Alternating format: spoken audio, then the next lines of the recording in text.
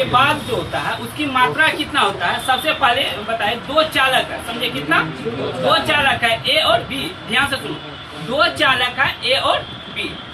एक पे आवेश क्या है Q1 और दूसरा पे आवेश क्या है Q2, विभव V1 और दूसरा पे विभव V2। तो विभव जो निकालते हैं, अब मान के चलो उस पे क्या किए, फिर से क्या किया, कोई वायर लिए उसको क्या किया, कनेक्ट करना।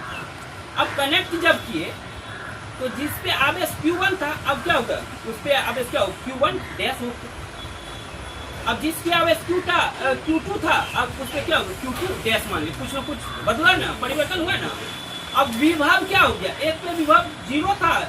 तो 0 से क्या हो गया, बढ़ के V हो गया, और दूसरा पे ज्यादा होगा तो उस पे बढ़ के क्या होगा, घट के क्या होगा V हो गया, चाहे बढ़ के क्या हो गया V हो गया। दोनों पे विभव क्या हो गया, पुनर्वितरण के बाद विभव क्या हो गया, सेम हो गया ना, दोनों पे विभव क्या हो गया, सेम हो गया, भी हो गया। अब जब आवेश की जो मात्रा जो होता है पुनर्वितरण के बाद, आवेश की जो मात्रा होता है वो क्या होता है, पुनर्वितरण के बाद आवेश की मात्रा जो होगा वो क्या हो गया Q1 डैश बराबर C1 और V हो जाएगा। और फिर दूसरा चालक पे क्या होगा, आवेश क्या हो जाएगा पुनर्वितरण के बाद Q2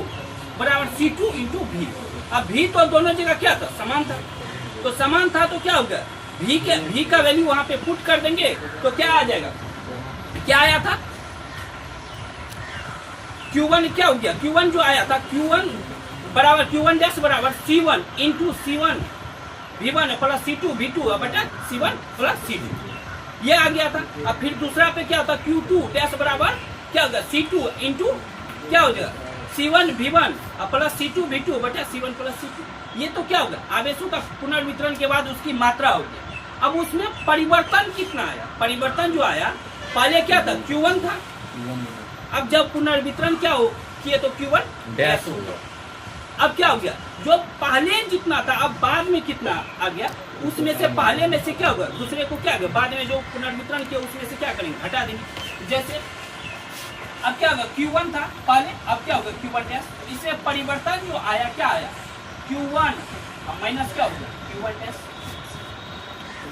अब पहले क्या था Q1 माइनस Q1 डैश, पहले क्या था Q1 C1 V1 था, अब क्या होगा C1 भी आ गया ना, यही ना आया था C1 V1 माइनस C1 भी आ गया। तो अब इसमें जो निकाले हैं कितना परिवर्तन हुआ, जो परिवर्तन जो आया तो यहाँ क्या होगा C1 V1 minus C1,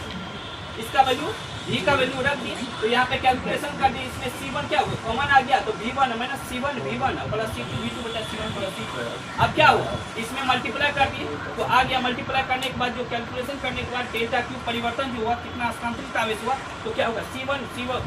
C2 बटा C1 plus C2 into V1 minus V2, इतना क्या होगा आवेश क्या होगा।